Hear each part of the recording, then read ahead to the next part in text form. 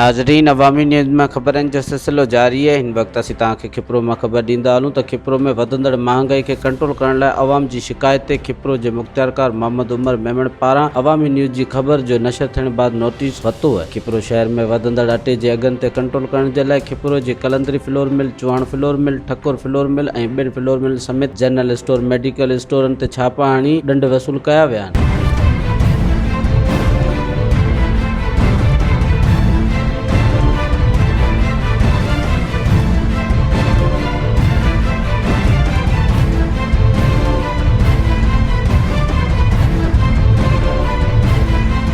अॼु जुर्मानो 46,000 रुपया जुर्मानो कयो आहे।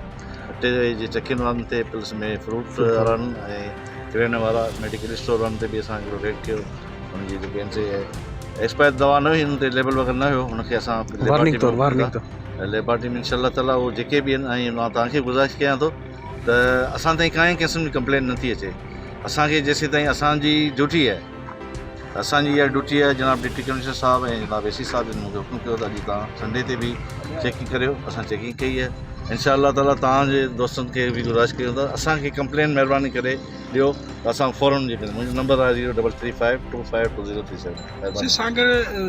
अटे जा स्टॉल त हिन खां अॻु में बि लॻी चुका आहिनि ऐं हाणे इन जे अॼु बि मां हिकिड़ो ख़त जनाब डीसी साहब खे लिखंदो।